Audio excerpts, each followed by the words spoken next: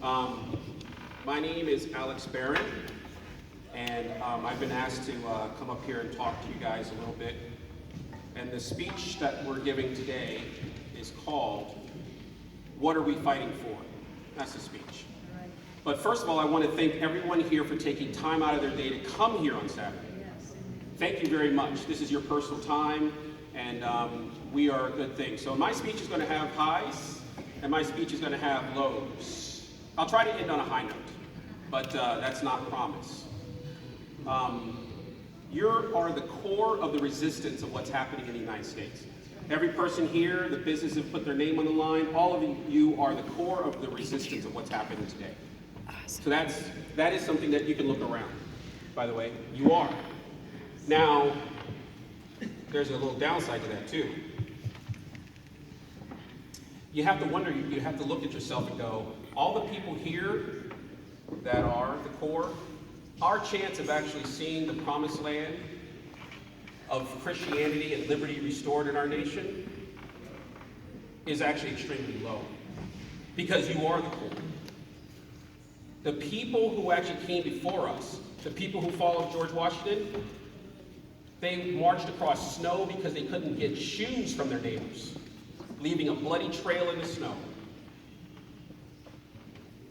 If this thing goes poorly, some of us believe it might go poorly in the future, we're going to have to wonder about this.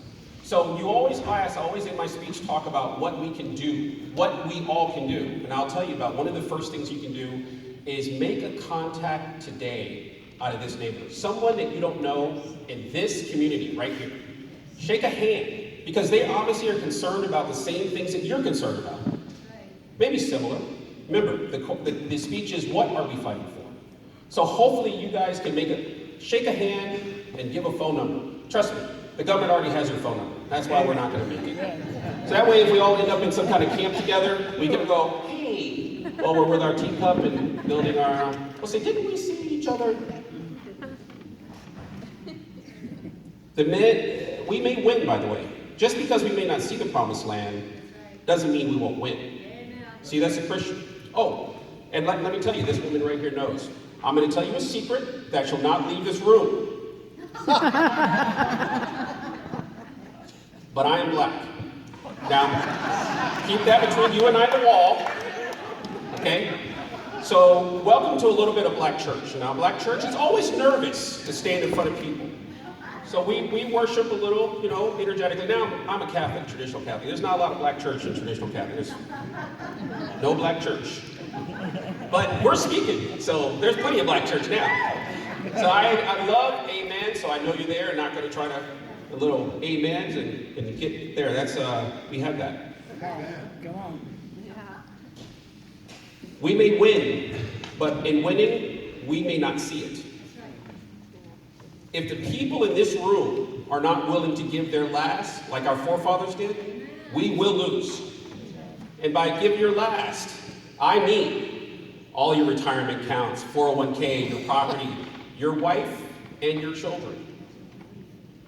The reason that the right doesn't take to the field, I call it the Gadsden flag, is because once we take to the field, it's victory or enslavement. And we know that. We have a lot to lose. We're not like these anti-FA radicals who are chasing down Trump supporters with nothing to lose. That's not us. We may win, but we all claim to be Christians here. By the way, I'm the Lord's worst sinner, so I'm not judging anybody. But we all claim to be Christians. Every time the Lord's people got off track, he has demanded a blood price. Every time. And I fear that we are that blood price, because we can see. But rejoice, I say, because the Lord who sees all eternity knew what was happening in our nation would come, and he made sure that you were alive now.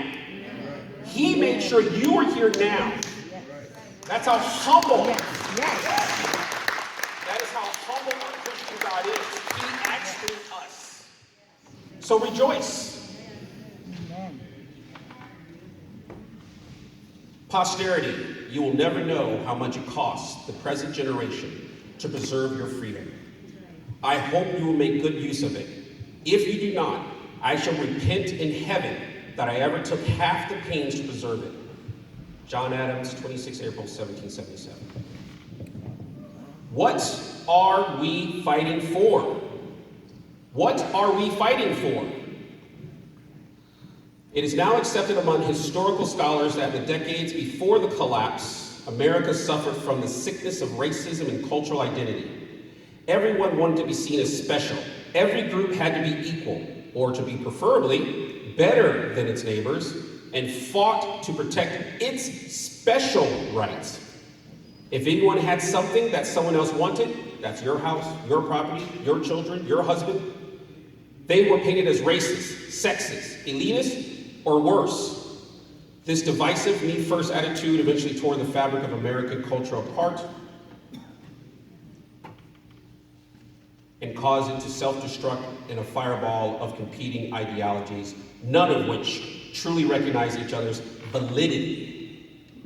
Cultural diversity led inexorably to anarchy.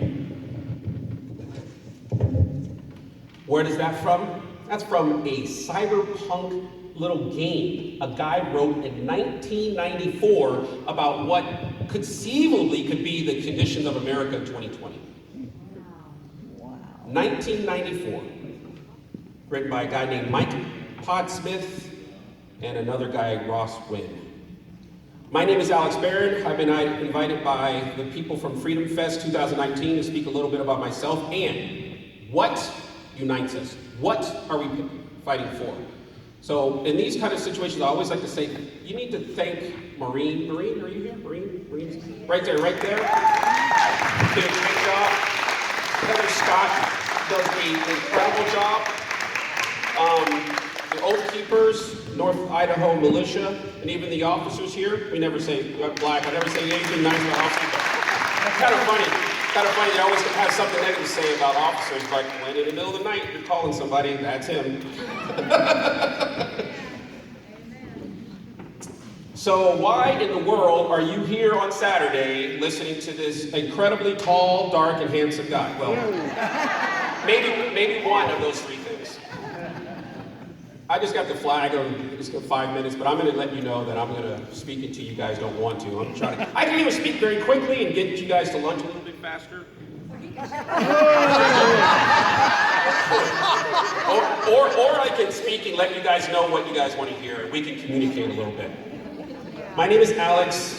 I came from a very humble beginning. Why are you listening? That's like tall, dark, or handsome, maybe one of those three guys. I had a very humble beginning. I was born in absolute worst public housing that existed in modern times, the notorious Cabrini Green in Chicago, Illinois. That's a government housing complex known for its poverty, deplorable conditions, gangland violence. It's where snipers, plural, and over many years took up residence, occasionally injuring people and property. It's where as recently in 1990s, a little 7-year-old boy was fatally shot as his mother walked into school. It's where a 9-year-old girl was beaten, raped, and poisoned by having insecticide poured down her throat. My late mother was so proud to have successfully moved out of the project when I was young. We moved across the streets. But just that movement took such effort and focus of will. I was very proud of my mother. I did the dual parenting thing when I was young. I traveled the nation and lived a lot in a lot of places. Raised primarily by a single father, spent summers and holidays in Chicago, had a childhood that was wrecked by tragedy and horror. After moving around a lot, I found myself back in Chicago. At 16 years old, I volunteered with a fiscally conservative Democrat, Harold Washington. You can jump on me for that.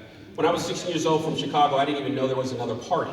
I was like, you go to register. I was 16, I was too young to register, but I watched people go to register to vote. They're like, I like to register to vote. And the guy said, she's like, okay. And he's like, can I register as a Republican? She just took the registration back. Well, that's obviously good. One-party system is incredible.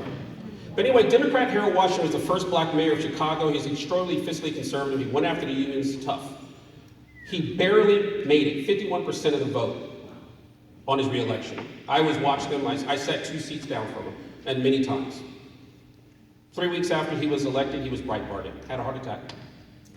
They said unions in Chicago. I learned a lot about politics.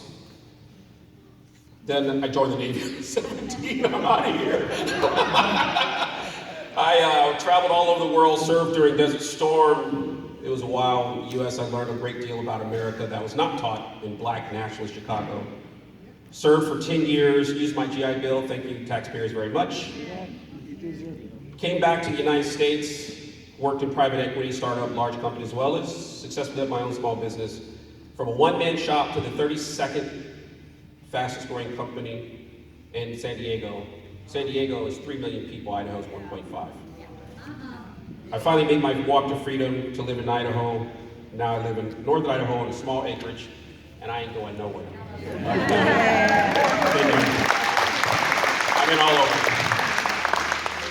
I've been active online. I've spoken with the Liberty Caucus. I've spoken with Northwest Liberty Academy. I'm elected as the executive committee of the Kootenai County Republican Central Committee, which is the third or fourth largest Republican party in the state. I'm elected vice chairman of Legislation District 3, Republican, and I've represented you all at the state Republican Party down in Boise several times. Anything I say is mine. It can't be a credit to any other group that I may belong to. That's me. What unites us? So I'll ask you a question. And now I'm going to get into trouble if, I don't know how much, any press here? Raise your hand, press. You're a press. Anyone else? We always have to assume there's always press here, so we're going to have to talk about it. So I'm going to ask you a question. I ask you a question. What are you willing to die for? What are you willing to die for? By the way, that's not a cheap mover. I always think when we're doing the pastors are here, they'll know. Sometimes you'll hear talking and the pastor will be preaching and talking. And truthfully, we're sitting here trying to focus on the Lord's word, but we're really thinking about, good Lord, I've got this, I got uniforms to do, and I got homework to do, and I got stuff going on. But then occasionally the pastor will be like, and that woman came to church and she was wearing good Lord. Boom! Your whole focus snap. Is he talking about me, good Lord? I call that cheek movers because people start going, ooh, is he talking about Cindy? Ooh. So I ask you, what are you willing to die for? No cheeks. No cheeks. Movement. Okay?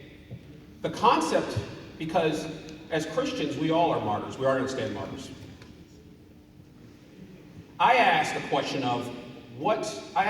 that's more of a cheek mover, something that's more of a dangerous question. I'm not calling for anything, but it's a question that you can ask yourself, and I believe this is a more proper way to frame it. What are you willing to kill for? Cheeks, silence. Because government never stops by choice. Always, every right you have has been used by force. Force has been used. That's the uncomfortable. Hey, if I say only things that you know and are comfortable with, what's the use of talking? That's the question you need to ask yourself when you're shaving in the morning, when you're putting on your face. Is there anything that you're willing to kill for? Anything at all? It's not my question. It's your question. I don't believe that the right is united. I believe that we're all like football players going in each direction. And that's why we keep losing. Ask the Republican Party, what have they conserved? What have they conserved? I believe I've sold a lot of business. For you, if you know your product, some of you guys are businessmen, some of you guys are ranchers. A guy comes up and tries to sell you something. If he can't tell you what he's trying to sell in 15 seconds, he doesn't know his product. If I ask you all what you're willing to fight for, what are you willing to fight for? And if you can't tell me what we call an elevator speech, you don't know your product. How many veterans do we have in this audience here? Every veteran here will tell you that you never win by dying for your cause. A very brilliant general says, you win by making the other poor bastard die for his. That's the truth, uncomfortable as it is. There are three things that I believe that all of us in this room can agree on. Three. I believe. Because if I ask you what you guys are willing to fight for right now, I believe that each one of you will say something different. But there are three things that I believe that we're willing to fight for, and die for, and cause the other guy to end his. Step one, and you can say this after me when I give you the answer. Orthodox Christianity. Orthodox Christianity. Give me Orthodox Christianity. Our Christian God is partially defined by a being that brings order out of chaos. He formed you and I the same way, to encounter chaos in the world and do our best to bring order. The Bible says to cultivate the earth. In the prologue to the Gospel of John, it says, in the beginning was the Word, and the Word was God, and the Word was God. This is one of the most incredible and unique things about Christianity you've ever heard. It's called Logos. You know it when you hear things like, the Word becomes flesh. That means truth has become flesh. But how does that show up in our everyday life? Part of the way you do this is to speak truthfully but carefully. Why is it so hard to build things in the developing world? I've been in the developing world, all over the place. And to build anything complex, each man must not cheat, even when no one is watching him.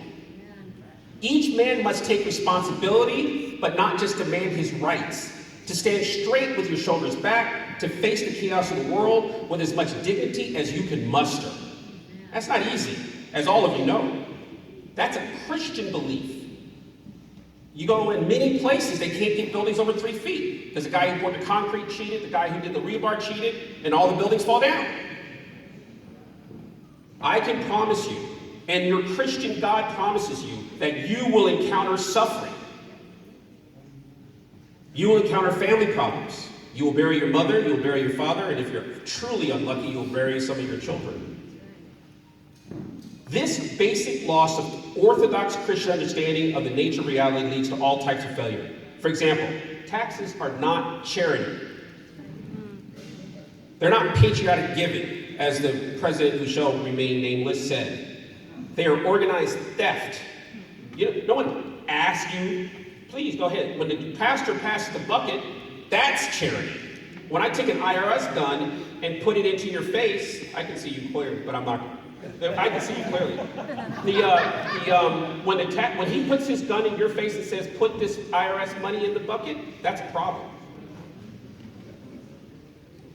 This loss of Christian reality leads to all type of failures. For example, all type of failures.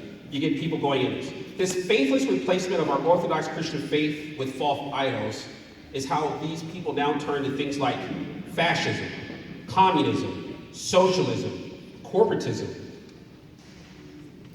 This is all unchristian. Just like a communist demonic lie, all men can be expected to go to heaven. It's not true. There will be no equality of outcome. They fight for equality of outcome, not equality of opportunity, which is what we fight for. There will be no equality of outcome when you die. People in this room, some of us will go to heaven, and some of us will go to hell for all eternity. That is our choice. Christian faith forms our understanding that we are free to make choices, but we must bear the consequences of those choices. Number two, I'll get fast as we can. Number two thing that unites us, and you've heard it a lot, classic Western civilization. I'm not Chinese, I'm black, but I have no understanding of African culture. I'm not Asian, nothing. That's who I am. We are descendants of a 5,000-year-old culture that some people believe that they're going to throw out with the baby with the bathwater. What is Western civilization? You hear it, West is the best for us, but what is it? Western civilization is basically started with the Greeks. Those Greeks created things such as citizens participating in their government, science, philosophy, history, and a huge amount of Western architecture. These men were Homer, Socrates, Plato, his student, Aristotle. They created the scientific method, a strict form of reasoning we still use today. You tell me this, Alex, well then I'm going to look it up and challenge you. That's Greek. The Greek theologians figured that out. The Greek philosophers figured that out. You ever heard of the Hippocratic Oath? Do no harm for doctors? That's your culture. Your culture. The Greek culture comes all the way from there. By the way, Athens was also part. Athens and Sparta, both of them. Athens was a coastal city that loved to trade. Sparta was a military, basically red state America. Big red state America, agricultural, that loved to go in the military. Simple fact. They created Rome. Rome pulled for both of those. Then they made the citizen soldier, the Spartans. The citizen soldier. Rome has given us the foundation of how our governments are still formed.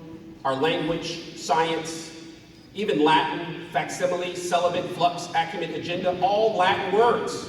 Rome had significant laws dealing with individual and property rights. Without individual and property rights, you cannot have capitalism, and even more important, you can't have entrepreneurism. This is the truth. We are all children, 5,000 years of killing each other, arguing about this by some of the greatest minds of human history. This is Western civilization, which we are all children of.